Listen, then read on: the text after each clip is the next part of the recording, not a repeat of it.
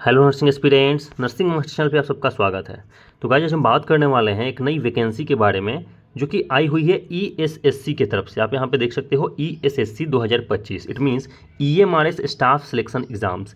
तो ये एक ऑर्गेनाइजेशन है ईएमआरएस जो कि ministry of tribal and affairs के द्वारा लीड की जाती है, ठीक है। और यहाँ पे जो वैकेंसी आई है वेरियस अलग अलग पोस्ट पे आई है, जहाँ पे स्टाफ नर्स की भी पोस्ट है। और स्टाफ नर्स की कितनी पोस्ट होने वाली है? तो पूरे 550 पोस्ट है स्टाफ नर्स की, जिसकी सैलरी बहुत बढ़िया होने वाली है और बिल्कुल ऑल इंडिया के जो स्टूडेंट्स हैं वो यहाँ पे अप्लाई कर सकते हैं। जिसके बारे में अभी हम डिटेल्स में समझने वाले हैं कि क्या क्या इसके प्रोसेस होने वाले हैं, क्या एलिजिबिलिटी क्राइटेरिया होने वाला है, एग्जाम का पैटर्न क्या है।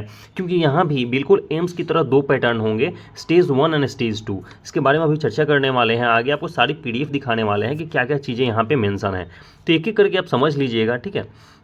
सबसे पहले अगर हम बात कर लेते हैं कि यहाँ पे क्या क्या पोस्ट होने वाला है आपका, ठीक है। उससे पहले हम देख सकते हैं कि आपकी एप्लीकेशन फ़ी क्या होगी। तो ये देख सकते हैं यहाँ पे फॉर फीमेल जो कैंडिडेट्स हैं, फीमेल कैंडिडेट्स के लिए वेरियस अलग अलग जो पोस्ट हैं उनमें सिर्फ प्रोसेसिंग फ़ी लग रहा है, एप्लीकेशन फ़ी नहीं लग रहा है।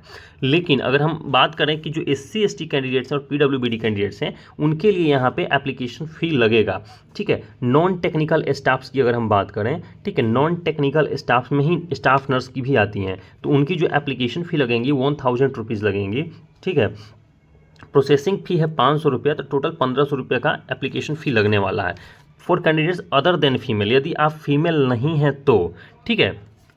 चलिए आगे हम बात कर लेते हैं कि और क्या क्या चीज़ें होने वाली हैं। तो यहाँ पे जो डेट ऑफ एग्जामिनेशंस है ना वो अभी तक बताया नहीं गया है, ठीक है। Date of examinations will be notified on the NEST website, तो आप उसकी वेबसाइट्स पे जाकर चेकआउट कर सकते हो, ठीक है। और आपकी जो टायर 1 एंड टायर 2 ये देख सकते हो, यहाँ पे 2 तरीके का एग्जाम होगा। पहला होगा टायर 1 जो कि क्वालिफाइंग होगा, जब आप क्वालिफाई कर लोगे तो आपकी दूसरी एग्जाम्स होगी दैट इज टायर 2, ठीक है। चलिए तो और आगे अगर हम बात करें कि यहाँ पे क्या क्या चीज़ें दे रखी गई हैं, तो सबसे पहले हम तो सीट्स देख लेते हैं। यहाँ पे देख सकते हैं आप कितनी सारी यहाँ पे अलग अलग वेरियस पोस्ट हैं, बट हम बात करने वाले हैं फीमेल स्टाफ नर्स के बारे में, ठीक है। फीमेल स्टाफ नर्स की 550 यानी कि 550 यहाँ पे वैकेंसीज अवेलेबल हैं, ठीक है। अगर हम बात करें कि किस तरीके से सीट्स का डिस्ट्रीब्यूशन किया गया है, तो आप यहाँ पर देख सकते हो फीमेल जो स्टाफ नर्स हैं उनके लिए जो यहाँ पर रखी गई हैं सीट्स की availability, let me show you. आप यहाँ पे देख सकते हो फीमेल स्टाफ नर्स, ठीक है। फीमेल स्टाफ्स की जो टोटल पोस्ट है 550 है, जिसमें कि अनरिजर्व कैटेगरी में, ठीक है, यानी कि अनरिजर्व कैटेगरी में 224 पोस्ट आपके होने वाले हैं। ईडब्ल्यूएस कैटेगरी में 55 सीट्स हैं, ओबीसी में 148 है, एससी में 82 है एंड एसटी में 41 है, ठीक है। और बाकी जो ये चीज़ें आप देख रहे हो ये सारे डिसएबिलिटी कोटा के हैं, ठीक है। तो कुल मिला के 550 यहाँ पे वैकेंसीज आपको दिख रही हैं, जो कि बहुत बेहतरीन पोस्ट पे आपकी यहाँ पे रिक्रूटमेंट होने वाली है, ठीक है। ये जो चीज़ें आप देख रहे हो ये डिसेबिलिटी कोटा के लिए शाइन है कि किस तरीके का आप यूज़ करोगे, ठीक है। चलिए और हम दिखा देते हैं कि और क्या क्या चीज़ें यहाँ पे दे रखी गई हैं। ये एब्रीविएशन है, जब आप एप्लीकेशन फॉर्म भरोगे तो यही एब्रीविएशन यूज़ करोगे। डिसेबिलिटी कोटा वालों के लिए एब्रीविएशन दिया गया है, ठीक है। अगर वीआई है तो विजुअल इम्पेयर्ड है, एचआई है तो हियरिंग इम्पेयर्ड है, ठीक है। तो इस तरीके से आप साइंस को यूज़ कर सकते हो, एब्रीविएशंस को यूज़ कर सकते हो, ठीक है। आगे हम बात करने वाले हैं कि इसमें और क्या क्या चीज़ें यहाँ पे दे रखी गई हैं, ठीक है। अगर हम बात करें सैलरी की, that is the most important thing in any vacancies, तो वो है आपकी salary, that is female staff nurse की सैलरी यहाँ पे क्या होने वाली है वो चेकआउट कर लेते हैं। तो आपकी जो सैलरी होगी वो लेवल 5 के हिसाब से होगी। तो लेवल 5 के हिसाब से 29,200 in hand salary starting salary है। इसके अलावा बहुत सारे आपको अलाउंस मिलने वाले हैं, ठीक है। तो वो कुल मिला के जो आपकी सैलरी होगी ना वो 50,000 के आसपास हो जाएगी, ठीक है। अलाउंस सारे अगर ऐड कर लो तो इन हैंड आपको 50,000 के आसपास सैलरी मिलने वाली है, ये फीमेल स्टाफ नर्स की पोस्ट के लिए, ठीक। ये पूरी पीडीएफ मैं अपने टेलीग्राम चैनल पर डाल दिया है, ठीक है। आप वहाँ से जाके चेकआउट कर सकते हो, डिस्क्रिप्शन में लिंक है टेलीग्राम चैनल का, तो जरूर जाके चेकआउट कर लेना, बहुत बेहतरीन होने वाला आप लोगों के लिए। अब हम एग्ज़ाम के पैटर्न्स देख लेते हैं, ठीक है, कि एग्ज़ाम के पैटर्न्स कैसे होने वाले हैं वेरियस अलग अलग पोस्ट के लिए। तो सब देख लेते हैं हम फीमेल के लिए, फीमेल स्टाफ नर्स के लिए क्या एग्ज़ाम्स के पैटर्न होने वाले हैं, ठीक है। ये रहा आपका फीमेल स्टाफ नर्स का एग्ज़ाम्स के पैटर्न, ठीक। अगर हम बात करें तो टायर 1 जो preliminary qualifying examination in OMR mode that is total marks 100, यानी कि प्रिलिमिनरी जो आपकी एग्ज़ाम होने वाली है वो क्वालिफाइंग है सिर्फ, यदि आप उसमें क्वालिफाई कर जाते हो, ठीक है, जिसकी परसेंटेज बहुत कम है क्वालिफाइंग की रखी गई है अलग अलग वेज कैटेगरी के लिए, सिर्फ आपको क्वालिफाई करना है, आपको कोई कट ऑफ क्लियर नहीं करना है। तो जब आप वहाँ पे क्वालिफाई कर लोगे ना, उसके बाद आप डायरेक्ट टायर 2 एग्जाम्स के लिए एलिजिबल हो जाओगे।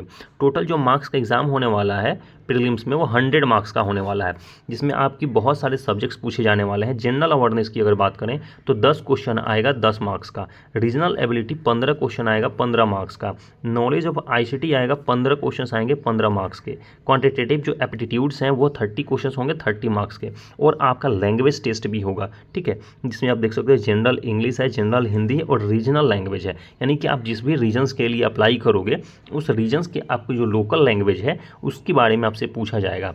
और सारे 10-10 मार्क्स के होंगे, यानी 10 मार्क्स का इंग्लिश होगा, 10 मार्क्स का हिंदी होगा, 10 मार्क्स का रीजनल लैंग्वेज होगा, तो कुल मिला के 30 मार्क्स का ये भी होने वाला है। तो देख सकते हो आप, ठीक है, यानी कि आपको एक क्वेश्चन पे 1 मार्क्स आपको मिलने वाला है यहाँ पे, ठीक है। तो इस तरीके से है, तो टोटल जो 100 क्वेश्चंस हैं 100 मार्क्स के होंगे, 2 घंटे का आपको टाइम मिलने वाला है, तो 2 घंटे में ही आपको 100 क्वेश्चंस अटैम्प्ट करने हैं, ठीक।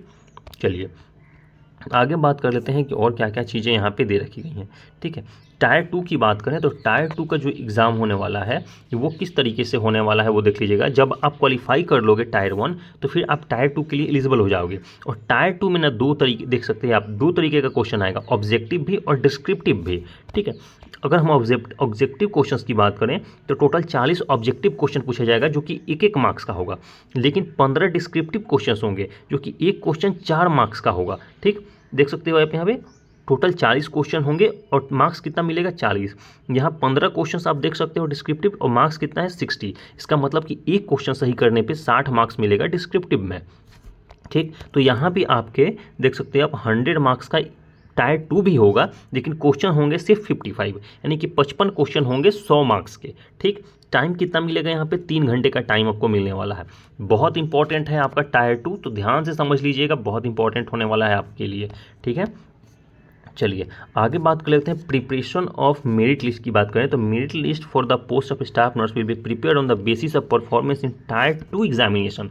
यानी कि टायर 1 है, मैं बार बार बोल रहा हूँ, वो सिर्फ क्वालिफाइंग है, उस पर आपकी मेरिट नहीं बनेगी, मेरिट बनेगी टायर 2 वाले एग्जाम पे, तो इस पर आपको ज़्यादा ध्यान देना पड़ेगा, ठीक है। और यहाँ पे सबसे इंपॉर्टेंट चीज़ है कि डिस्क्रिप्टिव क्वेश्चंस आपसे पूछे जाने वाला है, जो कि मैक्सिमम एग्जाम्स में डिस्क्रिप्टिव क्वेश्चंस नहीं पूछा जाता है, और ये बहुत इंपॉर्टेंट है क्योंकि एक क्वेश्चन 4 मार्क्स का यहाँ पे आने वाला है डिस्क्रिप्टिव में, ठीक है। तो ध्यान से सारी चीज़ों को समझ लीजिएगा।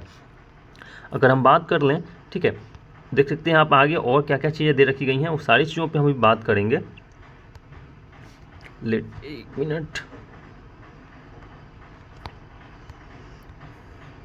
जस्ट होल्ड ऑन गाइस, देखते हैं और क्या क्या चीज़ें यहाँ पे दे रखी गई हैं। अब हम बात करेंगे इसकी एलिजिबिलिटी क्राइटेरिया के बारे में कि क्या क्या यहाँ पे एलिजिबिलिटी क्राइटेरिया मांगा गया है आप लोगों से, ठीक है, वेरियस अलग अलग पोस्ट के लिए, ठीक है। तो हमको चेक करना है स्टाफ नर्स के लिए कि स्टाफ नर्स के लिए क्या क्या क्राइटेरिया यहाँ पे मांगा गया है, ठीक। तो आप देख सकते हो यहाँ पे फीमेल स्टाफ नर्स की अगर बात करें तो 35 ईयर्स आपकी मैक्सिमम एज लिमिट है, up to 55 years for EMRS employee. यदि आप ईएमआरएस की एम्प्लॉई हैं तो 55 साल तक एप्लीकेशन फॉर्म भर सकते हैं, लेकिन बाकी लोगों के लिए 35 ईयर्स है।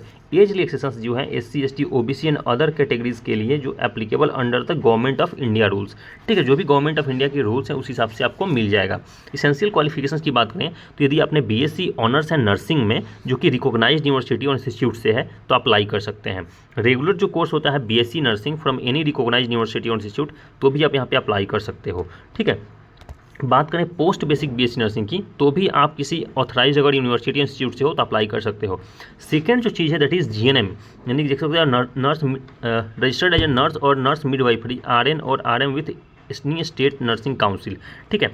यानी कि जो भी ये चीज़, यानी कि यहाँ पे GNM के लिए सीट्स नहीं है, ठीक है, GNM के लिए कोई भी सीट्स यहाँ पे नहीं है, लेकिन आपको एज अ मिडवाइफरी और एज अ RN रजिस्टर्ड होनी चाहिए, ठीक है, स्टेट नर्सिंग काउंसिल में, ठीक है।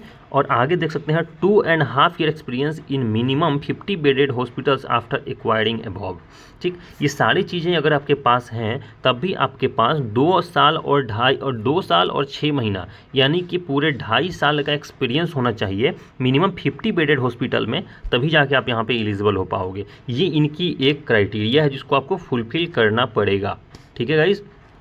तो बिल्कुल यही सारी चीज़ें थी जो आपको बतानी थी। बाकी जो चीज़ें आप खुद से भी चेकआउट कर सकते हो, इस पीडीएफ में अवेलेबल है। ये मैंने डाल दिया है आपके टेलीग्राम चैनल पे, डिस्क्रिप्शन में लिंक है, तो जुड़ जाइएगा। ठीक है, बहुत सारी चीज़ें हैं जो आपको जानना है इस पीडीएफ के अंदर में, बट वीडियो लॉन्ग हो जाएगा इसलिए मैं यहीं पर इसको रखता हूँ। ठीक है, आप यहाँ से रिलैक्सेशन चेक कर सकते हो किस कैटेगरी वालों को कितना यहाँ पे एज रिलैक्सेशन मिलने वाला है।